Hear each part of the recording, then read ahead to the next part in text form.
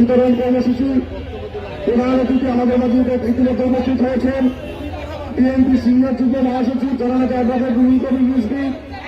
উপস্থিত হয়েছেন জাতীয়তাবাদী কৃষক দল কেন্দ্রীয় সংসদের সংগ্রামী সভাপতি কৃষিবিদ হাসান জাফির তুহিন।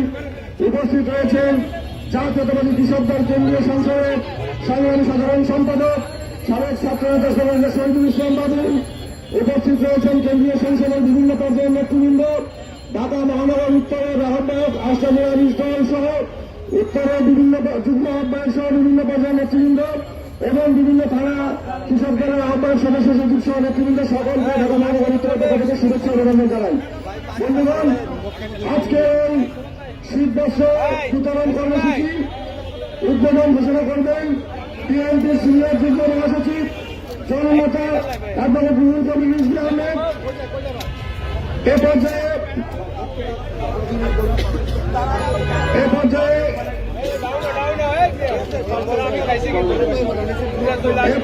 বক্তব্য রাখবেন, সংক্ষিপ্ত বক্তব্য রাখবেন ঢাকা মহানগর উত্তর কৃষক দলের আহ্বায়ক আশরাফুল আলী দল।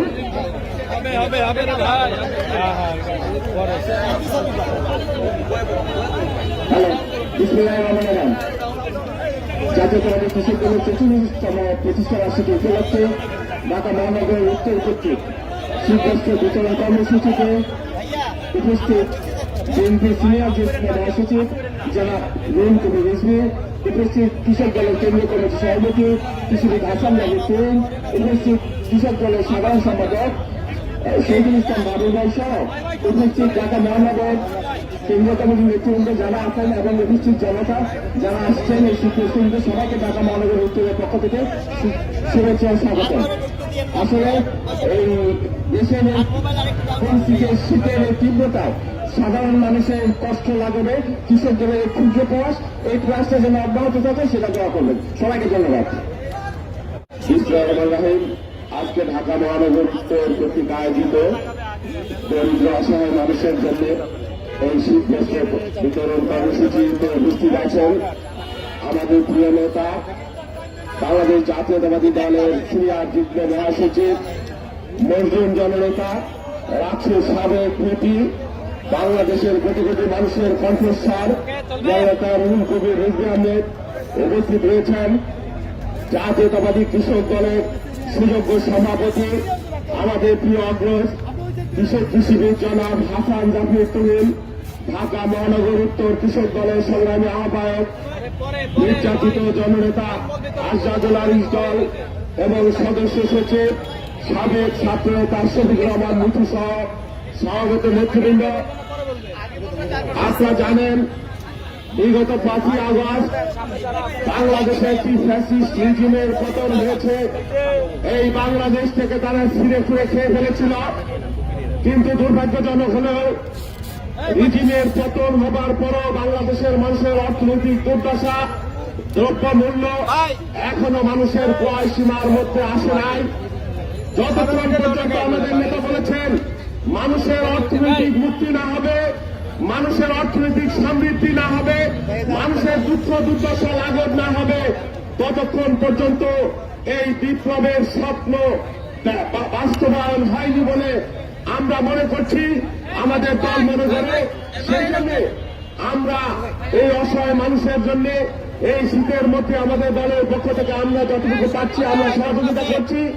আমাদের এই সমাজের বিত্তবান মানুষ যে যেখানে রয়েছে প্রত্যেকেরই প্রতি আহ্বান জানাই, আপনারা দরিদ্র মানুষের পাশে, অসহায় মানুষের পাশে, ছিন্নমূল মানুষের পাশে দাঁড়াবেন, এই প্রত্যাশা ব্যক্ত করে সবাইকে ধন্যবাদ জানিয়ে আমি আমার কথা শেষ করলাম। আল্লাহ হাফেজ। বাংলাদেশ জিন্দাবাদ। সংগ্রামী সাথী বন্ধুগণ, বাংলাদেশ জাতীয় কৃষক দলের ৪৪তম প্রতিষ্ঠা বার্ষিকীতে ঢাকা মহানগর উত্তর কৃষক দলের উদ্যোগে আজকে গরিব দুঃখী মানুষের মধ্যে শীতবস্ত্র বিতরণ কর্মসূচি দেওয়া হয়েছে। এই কর্মসূচির জন্য ইতিমধ্যে এই প্রধান হিসাবে আমাদের মধ্যে উপস্থিত হয়েছেন বিএনপি সিনিয়র যুগ্ম মহাসচিব রাজপথের সাহসী নেতৃত্ব জনাব অ্যাডভোকেট রুহুল কবির রিজভী, উপস্থিত কৃষক দলের সাধারণ সম্পাদক শহীদুল ইসলাম বাদল, ঢাকা মহানগর উত্তর কৃষক দলে আহত আশাজাল দল সদস্য সচিব শফিক আহমেদ মিতু সহ কৃষক দল নেতৃবৃন্দ, প্রিয় ভাই বোনেরা, আমরা কৃষক দল এবারে প্রতিষ্ঠা বার্ষিকীতে কোন বর্ণাঢ্য আয়োজন করিনি। আমরা ঢাকাতে আমরা 3 দিনের কর্মসূচিতে আমরা চেয়েছি, বিগত সরকার আমাদের অর্থনীতি অবস্থা সৃষ্টি করেছে, দৈন্যদশা সৃষ্টি করছে। আজকে আপনারা দেখেন ঢাকাতে টিসিবির ট্রাকে একটু আগে আমি দেখলাম শত শত মানুষ অপেক্ষা করছে সামান্য 1-200 টাকা সেভ করার জন্য। আজকে যে অর্থনৈতিক পরিস্থিতি সৃষ্টি করা হয়েছে শেখ হাসিনার সৃষ্টি।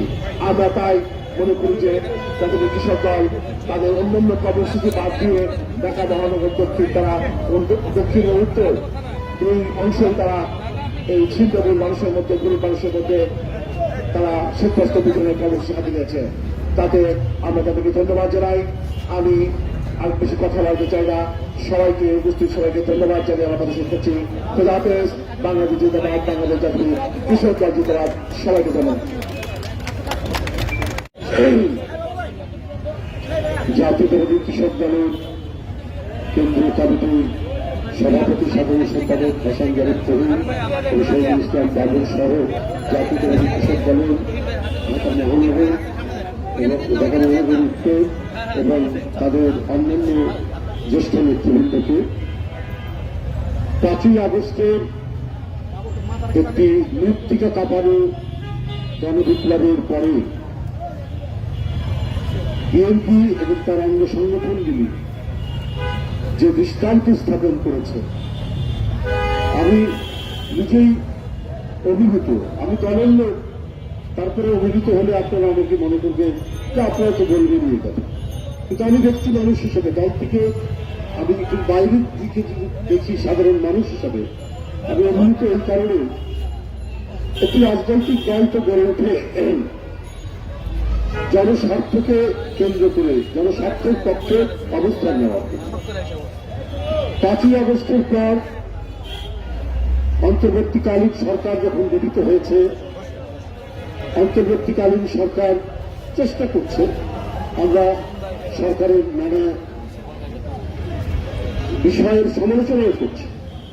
এর মানে এই নয় যে আমরা সরকারের বিরুদ্ধাচরণ করছি, পতনের কথা বলছি। আমরা অন্তর্বর্তীকালীন সরকার বিপ্লবের মধ্যে দিয়ে তৈরি করা, কিন্তু মানুষের প্রত্যাশাগুলো পূরণ করতে হবে এই সরকার, এবং সেই প্রত্যাশা পূরণে যদি ঘাটতি থাকে তাহলে গণতন্ত্রকামী রাজনৈতিক দলগুলো জনগণের স্বার্থের কথা চিন্তা করে কথা বলবে, কর্মসূচি গ্রহণ করবে। এটা অত্যন্ত সত্য কথা যে নিত্য প্রয়োজনীয় জিনিস, বিশেষ করে খাদ্যপণ্যের দাম কোনোভাবেই কমাতে পারছে না সরকার। আমরা দলের পক্ষ থেকে বলেছি যে আপনারা মার্কেট ইন্টারভেনশন করুন, সিন্ডিকেট বাসদেরকে ধরুন, যারা আগে থেকে সিন্ডিকেট করে আছে তারা দুষ্ট চক্র বিভিন্ন জায়গায় তাদের সাথে হাত মিলিয়ে এই কাজটি করে, তাদেরকে ব্যাপকভাবে আইনের আওতায় নিয়ে আসে। দেখবেন যে স্বয়ংক্রিয়ভাবে জিনিসপত্রের দাম কমবে।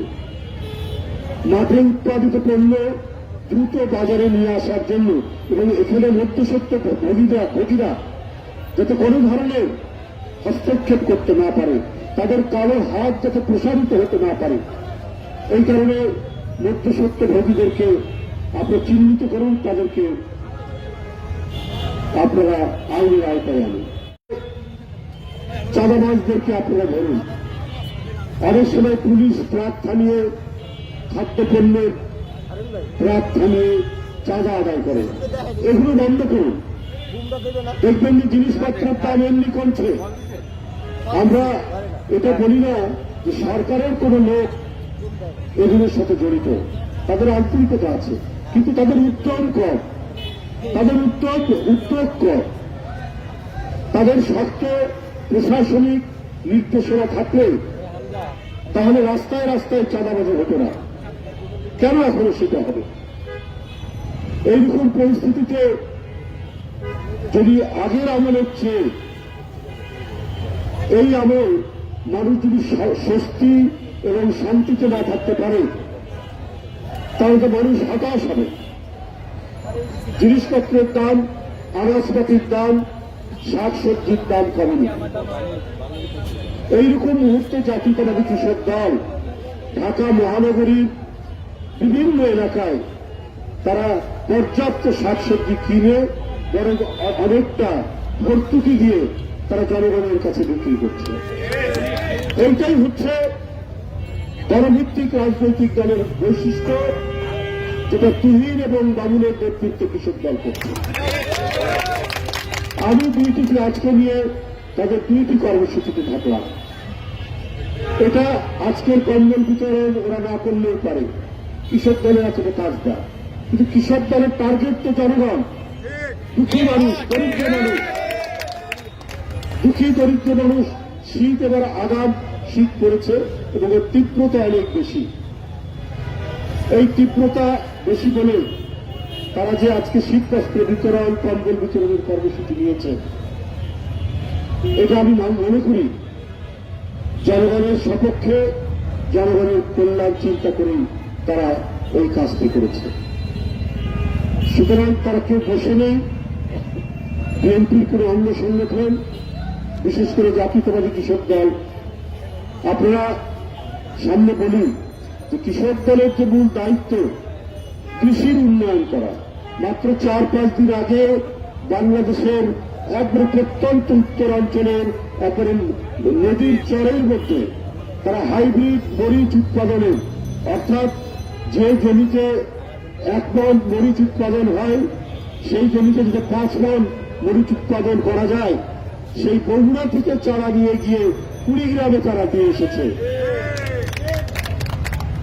তো এটাই তো কৃষক দলের কাজ, এটাই রাজনৈতিক দলের কাজ। রাজনৈতিক দলের কাজ শুধু মিছিল মিটিং করে না। মিছিল মিটিং করতে হয়েছে, আন্দোলন করতে হয়েছে যখন গণতন্ত্র ছিল না, যখন শেখ হাসিনার লাল চক্ষুর নির্দেশে গোটা দেশ উঠতে আর বসতে, বিশেষ করে প্রশাসন ওই মুহূর্তে বুকে সাহস করে হাসিনার বিরুদ্ধে দাঁড়ানো একটা কঠিন কাজ। সেই সময় তারা দাঁড়িয়েছে। তাদের অনেক ছেলে গ্রেপ্তার হয়েছে, অনেক ছেলে বুলেট বরণ করে নিজের জীবন পর্যন্ত উৎসর্গ করেছে। কিন্তু দেশে যদি স্বাভাবিক পরিস্থিতি থাকে, স্বাভাবিক পরিস্থিতি থাকলে জাতীয়তাবাদী কৃষক দল কৃষি উন্নয়নের জন্য তারা চেষ্টা করবে। বিশ্ববিদ্যালয়, ইউনিভার্সিটির একজন পোস্ট গ্রাজুয়েট ছেলে তারা যদি কৃষকের উন্নতির জন্য কাজ করে, এই উন্নতিটা খুব দ্রুত হবে, অগ্রগামী হবে। সুতরাং অন্তর্বর্তীকালীন সরকারকে আমরা এগুলোর উপরে বেশি চোখ দেওয়ার জন্য, এগুলোকে উপরেই তারা দৃষ্টি দেবেন, যাতে মানুষ যেন অনাহারে না থাকে। এইটাই তো কাজ। এক হচ্ছে শান্তি শৃঙ্খলা রক্ষা করা, পাড়ায় মহল্লায় যাতে কোনো ধরনের চাঁদাবাজি না হয়। একটি রাজনৈতিক দল চাঁদাবাজি বন্ধ করতে পারে না, নিজের দলকে নিয়ন্ত্রণ করতে পারে। বন্ধ করতে হলে সেটা সরকারকেই দায়িত্ব নিতে হবে। প্রত্যেকটি মানুষ নির্বিঘ্নে চলাচল করবে, কেউ কারো হুমকির মুখে থাকবে না। কিন্তু আপনারা প্রশাসনে যদি শেখ হাসিনার পোকামাকড়দের রেখে দেন, শেখ হাসিনার দোষরদেরকে যদি লালন পালন করেন, তাহলে এটা কোনোদিন থামবে না। অনাচার সমাজে হলে সমাজের মধ্যে নানা ধরনের দুষ্ট খাত তৈরি হবে। আপনি নারায়ণগঞ্জের যে এসপি, যার নির্দেশে গুলিতে যুবমানের শাওন মারা গেছে, যে সিএনজি চালক ছিল, আপনি সেই এসপিকে যদি ঢাকার ডিসি হেডকোয়ার্টার বানান, তাহলে আপনি সমাজ থেকে কিভাবে চাঁদাবাজি বন্ধ করবেন, কিভাবে খুনাখুনি বন্ধ করবেন, কিভাবে হানাহানি বন্ধ করবেন? আমি অন্তর্বর্তীকালীন সরকার আপনাদের সুফি হওয়ার দরকার নেই, আপনাদের সাধক হওয়ার দরকার নেই। আপনারা দেখুন যে অন্যায় করেছে তাকে গ্রেপ্তার করুন, তাকে থানায় দিন, আইনের কাছে সুপর্দ করুন। আপনার পুলিশকে তাই বলুন। আর যে পুলিশ অফিসার কারণে রক্তাক্ত হয়েছে, তাকে ভালো পোস্টিং দিলে পরে আপনি কোনোদিনও আইনের শাসন প্রতিষ্ঠিত করতে পারবেন না। যার নির্দেশে বিরোধী দলের একজন নেতা, যুবদল নেতা, যে সিএনজি চালাতো, একজন শ্রমিক, সে হত্যা হয়ে গেল। আপনি সেই পুলিশ অফিসারকে যদি ঢাকায় নিয়ে এসে প্রমোশন দেন, ভালো পোস্টিং দেন, তাহলে আপনি কিসের প্রশাসন চালাবেন? আর আপনার একজন উপদেষ্টা বলেন যে 50 বছর কিছু করতে পারেনি রাজনৈতিক দলগুলো, আমরা করছি। এইটা আমি মনে করি এক ধরনের অহংবোধের অভিব্যক্তি। এটা একটা অহংবোধের অভিব্যক্তি। 71 কার সৃষ্টি? যুদ্ধ কার সৃষ্টি? যুদ্ধের বিজয় কাদের? গণতান্ত্রিক সংগ্রামে 90-এর যে আরেকবার আমরা বিজয় অর্জন করেছিলাম, এরশাদকে নামিয়েছিলাম, সেইটা কি সুশীল সমাজের অবদান? হ্যাঁ, সুশীল সমাজ সমর্থন করেছে ছাত্রদের এই আন্দোলন, রাজনীতিবিদদের এই আন্দোলন। কিন্তু পৃথিবীর, আমি কালকেও বলেছি, আজকেও বলি, পৃথিবীর যে কোনো সংস্কার, গণতান্ত্রিক সংস্কার এবং একটি রাষ্ট্রকে অগ্রগতির পথে নিয়ে যাওয়ার যে সংস্কার, এই সংস্কার তো মনীষীরা চিন্তা করেছেন। সেই চিন্তাটা যখন সাধারণ মানুষকে আপ্লুত করেছে, রাজনৈতিক দলগুলো সেটা বাস্তবায়ন করেছে। পার্লামেন্টের মধ্যে সে আইন হয়েছে। আমি গতকালই বলেছি, সে 800 বছর আগে ইংল্যান্ডে প্রথম অধিকারের যে আইন, ম্যাগনা কার্টা, 1215 সালে, এটা তো তৎকালীন রাজনীতিবিদদের, তাদের অবদান। সেই সময় যারা এই অধিকারের জন্য লড়াই করেছিলেন, লড়াইরা, তাদের অবদান। এরপরে শতাব্দীর পর শতাব্দীতে নানা সংস্কার হয়েছে। মেয়েরা ভোটাধিকার পেয়েছে 20 শতাব্দীতে। এখন 20 শতাব্দীতে কেউ যদি জোর করে বলতেন যে ব্রিটেনের পার্লামেন্ট বন্ধ থাকবে, আগে মেয়েদের ভোটাধিকার সংস্কার করে নিই, আজকে অমুক জিনিসটা সংস্কার করে নিই, তারপরে পার্লামেন্ট চলবে, তারপরে ইলেকশন হবে, এটা কি হয়েছে? কখনোই হয়নি। আমরা যেসব দেশ, উন্নত গণতান্ত্রিক দেশ, ইংল্যান্ড, আমেরিকা, কানাডা, পশ্চিম ইউরোপ, সেটা তো রাজনৈতিক বিপ্লব, রাজনৈতিক আন্দোলনের মধ্যে দিয়ে, যেটা মানুষের জন্য কল্যাণ ধর্মী, দরিদ্র আইন করা হয়েছে সে রানী এলিজাবেথের সময়। এই ধরনের নানা পার্লামেন্টের অ্যাক্ট হয়েছে, কিন্তু পার্লামেন্ট বন্ধ করে নয়, রাজনীতিবিদদেরকে অবসরে নিয়ে নয়। আমি মাননীয় উপদেষ্টাকে বলব, আপনার এই সমস্ত কথাবার্তা সেই মঈনুদ্দিন ফখরুদ্দিনরা যেভাবে করেছেন, সেই করার, তাদের যে করার, তাদেরই আমরা আরেকটা মানে পুনরুজ্জীবন দেখছি, একটা রিপিটেশন দেখছি। বন্ধুরা আমার, এইটা হতে পারে না। বরং শেখ হাসিনা, মঈনুদ্দিন ফখরুদ্দিনের সেই তথাকথিত সংস্কারের ফলে শেখ হাসিনার মতো একজন ডিক্টেটর, একজন কর্তৃত্ববাদী, একজন ফ্যাসিস্ট, যে গণতন্ত্রের সকল প্রতিষ্ঠানগুলোকে ধ্বংস করে দিয়ে একটা সম্রাজ্ঞীর শাসন জারি করেছিল, তার বিরুদ্ধে কথা বললেই হয় জেলখানা, না হলে তার লাশ পড়ে থাকতো রাস্তাঘাট, নদী, নালা, যে কোনো জায়গায়। এটা তো আমরা দেখেছি সেই সংস্কারের ফল। তো আপনারা যদি প্রকৃতি সংস্কার করেন, প্রকৃতি সংস্কার করলে তো নির্বাচন এবং গণতন্ত্রের যে অপরিহার্য উপাদানগুলো, আইনের শাসন ইত্যাদিগুলো তো আপনার বিলম্ব হওয়ার কথা নয় এগুলো প্রতিষ্ঠিত করা। বরং আপনারা এই কয়েক মাসের কাজের মধ্যে দিয়ে আপনার বিচার বিভাগের স্বাধীনতা এবং আইনের শাসন, এটাকে আপনারা নিশ্চিত করতে পারতেন। হ্যাঁ, আমি বলছি যে অগ্রগতি একেবারে হয়নি তা না। আমরা বক্তৃতা করে বাসায় ফিরে যেতে পারি, আমাদেরকে পুলিশ ধরবে না, এইটা মনে হয় গোয়েন্দা পুলিশ রাস্তার মধ্যে আমাদেরকে আটকে দেবে, এইটা হয়েছে। কিন্তু এইটা এই ধরনের কিছু সংস্কারের কথা আপনারা বলে, সেটা যারা আসবেন সামনে, জনগণের ভোটে যারা ক্ষমতা আসবেন, তাদের কাছে সেটা আপনারা দিয়ে যান। এই জন্য যদি আপনারা দীর্ঘদিন দীর্ঘ সময় এবং রাজনীতিবিদরা কিছুই করেনি, 50 বছর কিছুই করতে পারেনি, এই ধরনের অহংবোধের প্রতীক যদি আপনারা অভিব্যক্তি ঘটান, তাহলে কিন্তু মানুষ ক্রমান্বয়ে আপনাদের প্রতি এখন যে ভালোবাসা আছে সেই ভালোবাসা হ্রাস করতে থাকবে এবং মনে করবে আপনারা অসৎ উদ্দেশ্য নিয়ে কোনো কাজ করছেন। আপনারা সত্যিকার অর্থে জনগণের যে অধিকার, ভোটিং রাইট, যেটা শেখ হাসিনা 15 বছরে একেবারে নিরুদ্দেশ করে দিয়েছিলেন, সেই ভোটিং রাইটসটা আপনারা হয়তো ঠিক মতো দিতে চান না। এই ধরনের আশঙ্কাও মানুষের মধ্যে তৈরি হবে। মানুষের মধ্যে এই আস্থা তৈরি করুন যে আপনারা অতি তাড়াতাড়ি যেটা করবেন সেটা হচ্ছে নির্বিঘ্নে মানুষ যাতে ভোট দিতে পারে, ইনক্লুসিভ ভোট, সর্বজন গ্রাহ্য ভোট যাতে দিতে পারে, নির্বাচন হতে পারে, সেই আশাবাদ মানুষের কাছে আপনারা তুলে ধরুন। সেই চেষ্টা, সেই সংস্কার করুন, অতি দ্রুত করুন, এটাই মানুষ চাইবে। এবং প্রশাসনে এখনো যে কালো ভূতগুলো আছে, যে দোসররা আছে, যারা যে কোনো মুহূর্তে আপনাদেরকে এবং পরবর্তী পর্যায়ে গণতান্ত্রিক সরকার প্রতিষ্ঠা হলে যারা নানাভাবে বিনষ্ট করার চেষ্টা করবে, তাদের তো প্রাথমিক দায়িত্ব ছিল তাদেরকে আইনের আওতায় নিয়ে আসা। তা না নিয়ে এসে আপনারা যদি ভালো পোস্টিং দেন, পদোন্নতি দেন, এটাও কিন্তু মানুষ ভালো চোখে দেখবে না। যাই হোক, আমি আর বক্তব্য দীর্ঘায়িত করবো না।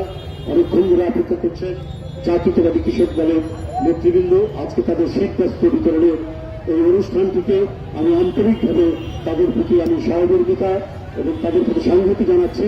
তাদের এই ধরনের কাজের ধারা আরো অগ্রগতি লাভ করবে, আরো ত্বরান্বিত হবে, এই আশাবাদ ব্যক্ত করে আমার বক্তব্য শেষ করছি।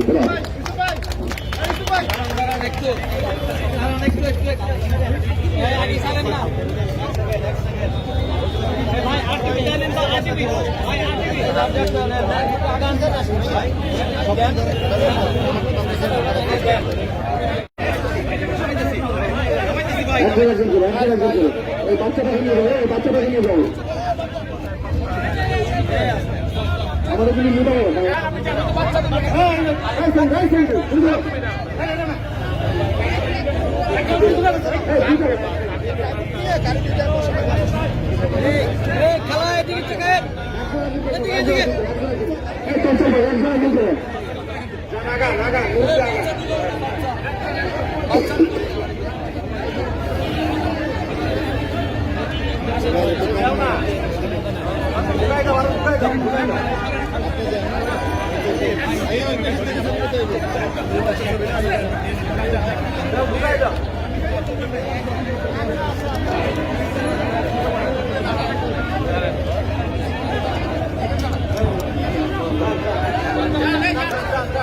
ভাই ভাই ভাই, আরে ভাই আপনি আবার বসেন না রে ভাই, এটা কি ছবি তোলার সময় ভাই?